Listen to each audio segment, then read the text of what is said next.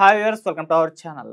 Pastor Praveen Pagadala గారి మృతి తర్వాత జరుగుతున్న పరిణామాలు ఒకసారి చూస్తూ వస్తున్నారు కదా. సో ఎన్నో అనుమానాలు వ్యక్తం చేస్తున్నారు క్రిస్టియన్ సంఘాలు, పాస్టర్స్ అండ్ చాలా మంది కూడా. అండ్ ఆ తర్వాత ఎన్నో సీసీటీవీ ఫుటేజీలు రావడం, అందులో ఆయన వైన్ తీసుకున్నట్టుగా, ఇదే ఆయన ప్రమాదానికి కారణం అన్నట్టుగా కూడా వార్తలు వెలువడడం, ఆ సీసీటీవీ ఫుటేజ్ కూడా అన్ని కూడా వైరల్ అవ్వడం చూస్తున్నాం. సో ఇప్పుడు ఈ అన్ని అంశాల మీద డిస్కస్ చేయడానికి ప్రజెంట్ మనతో పాటు ఎక్స్-ఎంపీ హర్ష కుమార్ గారు ఉన్నారు. వారితో ఒకసారి డిస్కస్ చేసి, అంటే ఆయన నిన్న ఎళ్లి క్షేత్రస్థాయిలో కూడా చూడడం జరిగింది. మరి అక్కడ ఎటువంటి పరిణామాలు చోటు చేసుకున్నాయన్న విషయాల మీద డిస్కస్ చేద్దాం.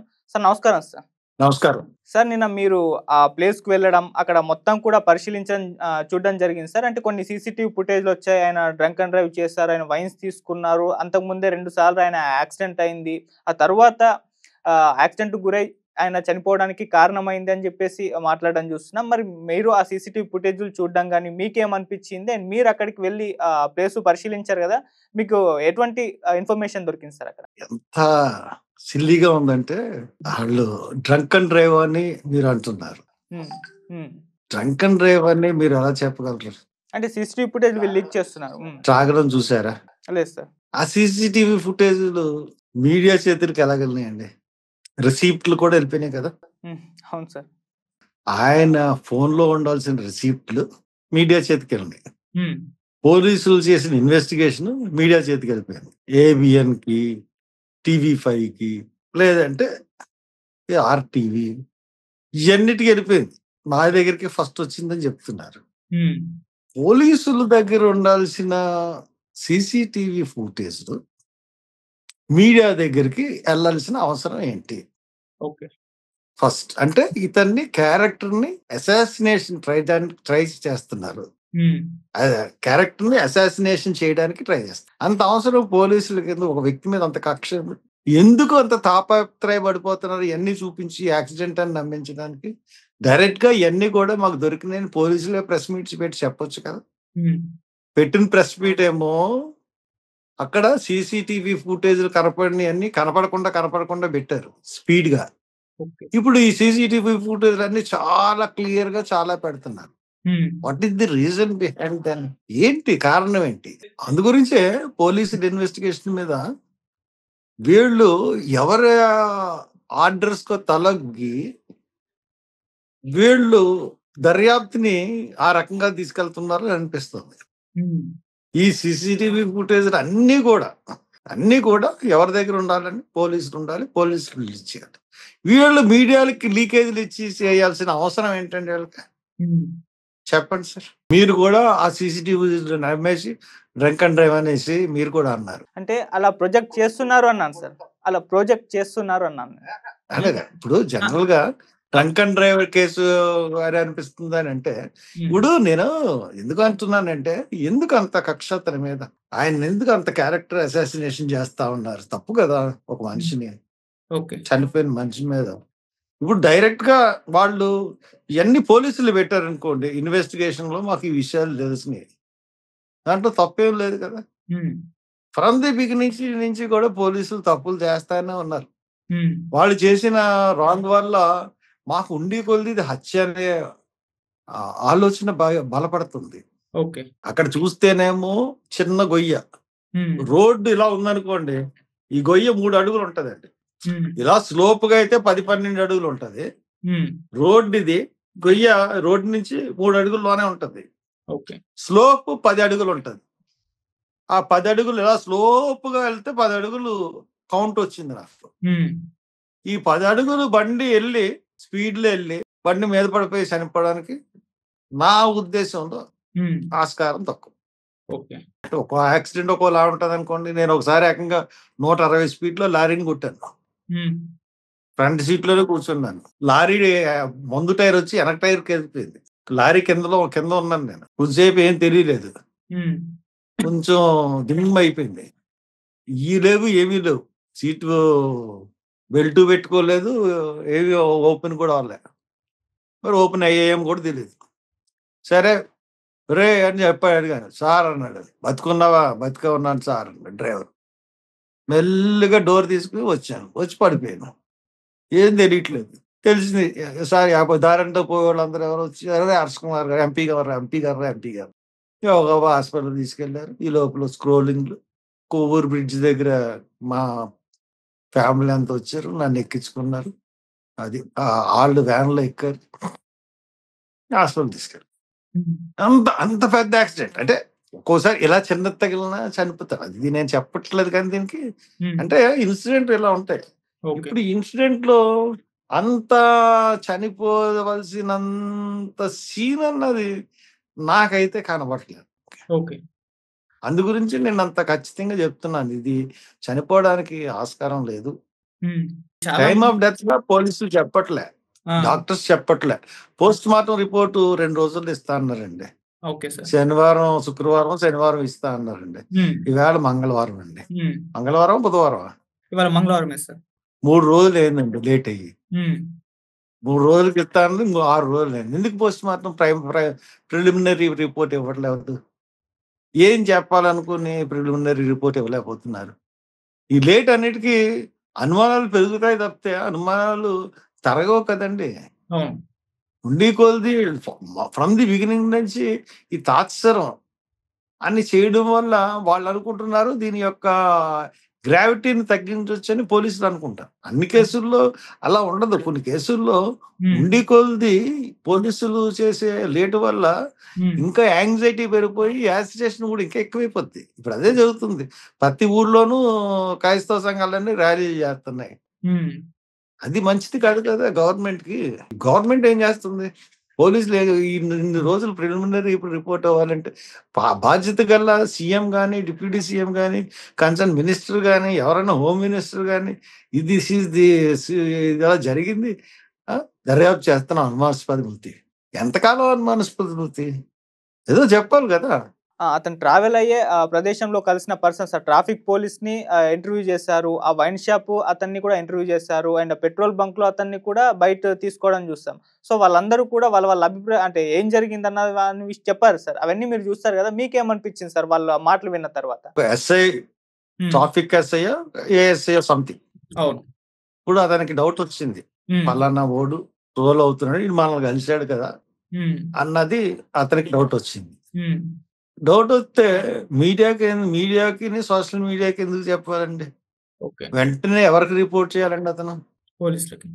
తన కమిషనర్‌కి రిపోర్ట్ చేయాలి. హ్మ్. యాస్ పర్ ది రూల్స్ వాళ్ళు సుపీరియర్ ఆఫీసర్స్‌కి చెప్పాలి. సార్ నేను చూసాను సార్. పలానా వాడు ఇలాగ వచ్చాడు ఆ రోజున అని హ్మ్. చెప్పాలి. అండ్ అది కాకుండా ఈళ్ళేం చేశారు మీడియా అసల ఇతన్ని కలిసాడా లేదా? దానికి సాక్ష్యం ఏంటి? ఇతను అబద్ధం చెప్తున్నాడు. ఫోటో సాక్ష్యం ఎలా అవుతది? ఏం చేయాలి? వీడియో అన్నా చూపించాలి. హ్మ్.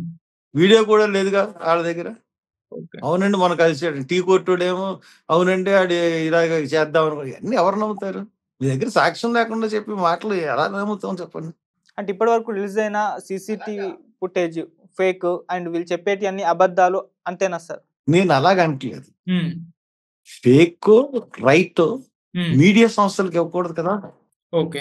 మీరు పోలీసులు కాదని ఇన్వెస్టిగేషన్ మీడియా సంస్థలు చేయలేరు. నేను చేయలేను. ఎవరు చేయలేరు. హ్మ్. పోలీసులు ఈస్ ది పర్ఫెక్ట్ హ్మ్. ఇన్వెస్టిగేషన్. హ్మ్. ఆళ్ళు చేయాల్సిందేంటంటే వాళ్ళు కన్సర్న్డ్ అథారిటీ ద్వారా ఏ రోజుకో రోజు ప్రెస్ మీట్ పెట్టి ఈ రోజు ఇలా జరిగిందని ఇన్వెస్టిగేషన్ గురించి చెప్తే ఒక శాంక్టిటీ వస్తది. అతన్ని సోషల్ మీడియాకి ఇచ్చి మెయిన్ మీడియాలో ఆళ్ళ దత్తత అంటే పచ్చ ఛానెల్‌కి ఇచ్చి హ్మ్. ఇలా చేస్తే ఎవరు నమ్ముతారు సార్? ప్రజలు నమ్మే అవకాశాన్ని కూడా హ్మ్. పోలీసులే పోగొట్టుకుంటున్నారు. పోలీసులు మొన్న ప్రెస్ మీట్ పెట్టారు సార్. మీకెటువంటి అనుమానాలు, ఎటువంటి డౌట్స్ ఉన్నా మేమే క్లారిఫై చేస్తాం. మా దగ్గరికి రండి. అనవసరంగా వేరే వాళ్ళు చెప్పేవేవి నమ్మొద్దు అని కూడా వాళ్ళు చెప్పారు సార్. సో, మీరు పోలీసుల దగ్గరికెళ్ళి అంటే మీకున్న అనుమానాల్ని వ్యక్తపరిచి వాళ్ళ అభిప్రాయం అంటే వాళ్ళేం జెప్తున్నారో తెలుసుకునే ప్రయత్నం చేశారా? అంటే నిన్న మీరు స్పాట్‌కెళ్లారు. అక్కడ మొత్తం ఫ్యాక్ట్ ఫైండింగ్ అయితే చేసే ప్రయత్నం చేశారు. పోలీసుల దగ్గరికెళ్లి మీరు కనుక్కునే ప్రయత్నం చేశారా సార్ మీకున్న అనుమానాల దృష్ట్యా? నేనెందుకు చేయాలండి? నా అనుమానాలు హ్మ్. ఆళ్ళు మీడియాకి ఎలాగా రిలీజ్ చేస్తున్నారో హ్మ్. ఆళ్ళ దగ్గరున్నాయి. హ్మ్. మీరు అడుగుతుంటే నేను చెప్తున్నాను. ఓకే. మీ మీ త్రూ ఆళ్ళకెళ్తాయి కదా! ప్రతి వీడియోను. అవును సార్. ఆళ్ళేమి డైరెక్ట్‌గా ఆళ్ళు రిలీజ్ చేయట్లేదు కదా! హ్మ్. మీడియా ద్వారానే చేస్తున్నారు కదా! ఎందుకు చేయాలాళ్ళు? నాకంటే నేను స్వాతంత్ర భారత పౌరుడిని. హ్మ్. సుప్రీం కోర్ట్ లేటెస్ట్ జడ్జిమెంట్ ఏంటో తెలుసా అండి? 100 మంది నమ్మినా ఒక్కడు నమ్మకపోతే మళ్ళీ పోలీసులు తిరిగి ఇన్వెస్టిగేషన్ చేయాలని ఉంది. నన్ను కూడా కన్విన్స్ చేయాలి. హ్మ్. నా దగ్గర ఆధారాలు ఉండి ఇంతకుముందు గవర్నమెంట్ లో కూడా బోటు ప్రమాదంలో 90 మంది ఉందంటే 90 మందే ఉన్నారు. నీకు ఎలా తెలుసు అని క్వశ్చన్ చేశారు. సుప్రీం కోర్టులో పిల్లేసి అంతవరకు వెళ్ళింది. నీకు నేను ఎందుకు చెప్పాలి పోలీసులకు? నేనేమి సబార్డినేట్ కాదు కదా. ప్రవీణ్ పగడాల గారి విషయంలో అంటే ఎటువంటి డిమాండ్స్ చేస్తున్నారు సార్ మెయిన్ గా? నేను ఎటువంటి డిమాండ్స్ చేయట్లేదండి. నాకు డిమాండ్స్ చేయడానికి నాకేంటి పని? ఒక తప్పు జరిగింది, తప్పును సరిదిద్దడానికి బయటకు వచ్చాను. అంతకుముందు ఆయన ఎవరో తెలియదు, ఎప్పుడు చూడలేదు, ఎప్పుడు వినలేదు ఆయన పేరు. ఈ సంఘటన అన్నది ఒక హర్ట్ చేసింది, ఒక సామాజిక వర్గాన్ని, ఒక మతాన్ని అనుసరించే వాళ్ళని హర్ట్ చేసింది. వాళ్ళు ఒక చావుకి 50-60 వేల మంది ఎప్పుడు రాలేదండి. తర్వాత అక్కడ 2 రోజులు నేను చూసింది పోలీసులు కావాలని లేట్ చేశారు. మీకు ఒకటి చెప్తున్నాను, యాక్సిడెంట్ ఎన్నింటికి జరిగిందని చూపెడుతున్నారండి పోలీసులు. 11:40, 11:20, 11:40 అని. అక్కడ ఏఎస్ఐ వెళ్తా ఎన్నింటికి చూసాడండి? మార్నింగ్ 8:45. ఎస్ఐకి పిలిచాడు, చనిపోయాడు అనుకున్నారు, తీసుకెళ్లారు. అక్కడ యాక్సిడెంట్ అయినప్పుడు యాక్సిడెంట్ లో బూట్లు అతని కాలికే ఉన్నాయి, హెల్మెట్ అతని తలకే ఉన్నాయి. 2 తీసి పక్కన ఆడేసి బాడీని తీసుకెళ్లారు. 2 సెల్ ఫోన్లు తీసుకెళ్లారు. 2 సెల్ ఫోన్లు తీసుకెళ్లారు. 2 సెల్ ఫోన్లు తీసుకెళ్లిన తర్వాత మరి బ్యాగ్ తీసుకెళ్లారా దాని గురించి వివరాలు తెలియదు.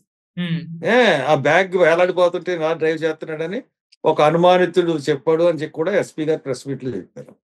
ఇప్పుడు 9కి బాడీని గవర్నమెంట్ హాస్పిటల్ తీసుకెళ్లిన తర్వాత, కాదు సార్ మనిషి చనిపోయాడు అన్న information, first information report FIR అంటే వెంటనే ఎంతసేపు తెలిసిన వెంటనే ఎంతసేపుకి వేయాలండి? ఇమీడియట్ గా వేసేయాలి. లేదో గంటలో వేసేయాలి. అవునండి.